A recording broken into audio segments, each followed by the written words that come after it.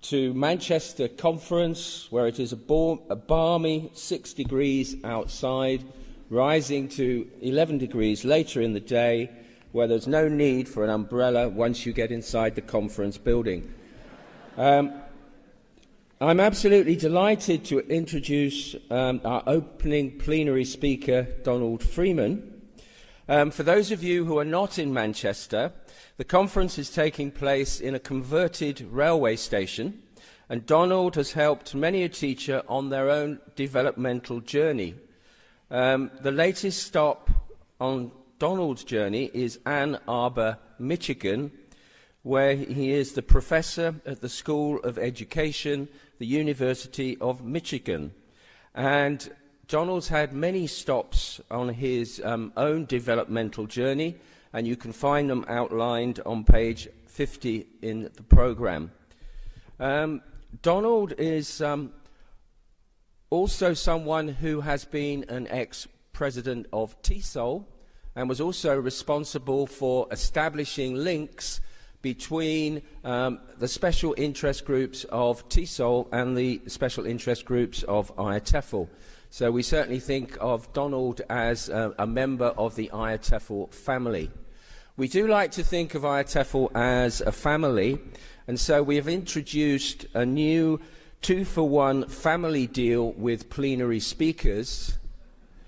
Last year his wife Kathleen was a plenary speaker, and we felt it was only right, given our fair list policy, to allow her husband to follow her in the previous year.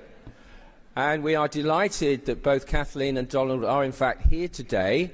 And I just want to mention on a family note that they're both thrilled that they became grandparents for the first time 6 months ago.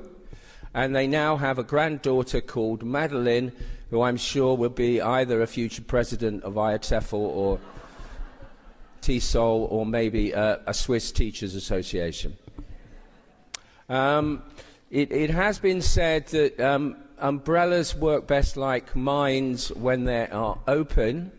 So can we please give a warm welcome to Donald, who I'm sure is going to open all our minds with his opening plenary. Please, warm round of applause for Donald. Thank you, Donald.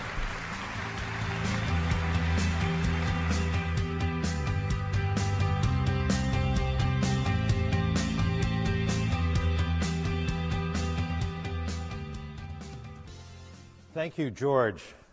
That was, as I said, a well-woven opening. And I also want to thank the committee and Carol for this wonderful opportunity to open the 49th conference. Not having hit the age of 50 yet myself, I'm very honored. Carol and I actually go way back. She and her husband Alan and Kathleen and I and our kids were all back at TESOL, Spain in the 1980s when our older daughter managed to get lost at a Punch and Judy show in the Retiro, and I think that bonded us for life in that parental event. In deciding on this title, I wanted to choose something that I hoped would sort of capture your attention. And so that's why I've hit on this phrase, frozen in thought.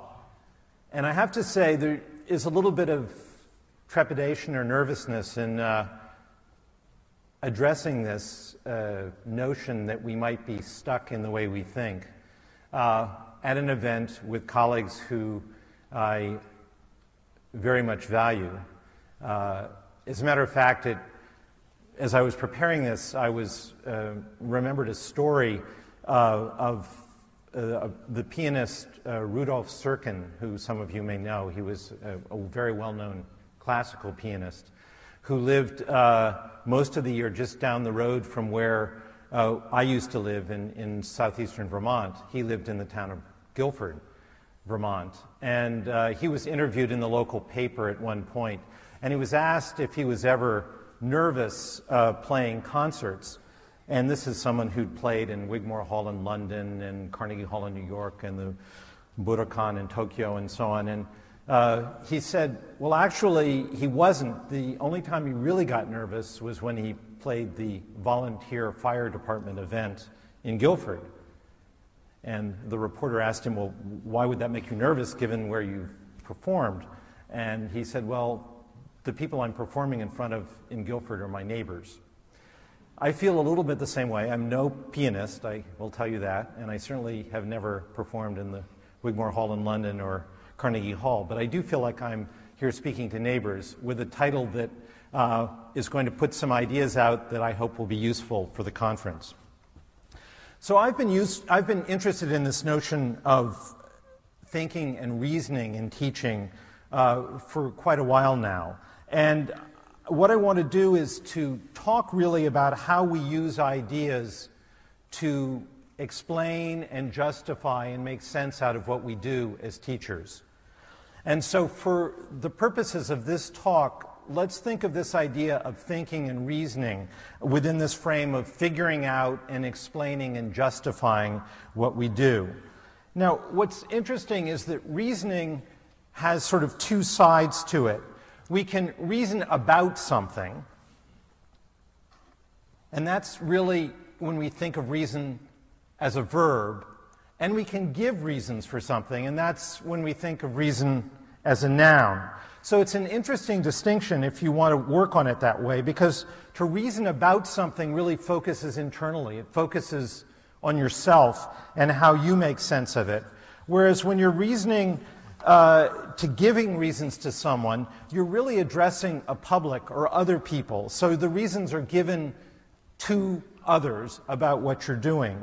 So reasoning has both this internal dimension and this external dimension, and that's really what I'm interested in exploring with you, and how the things we use as reasons in our work as English language teachers may have the perhaps unintended consequence of freezing the way we look at what we do. So let me then put this in a context, because I'm using this idea of reasons in the context of the idea of myths, and there are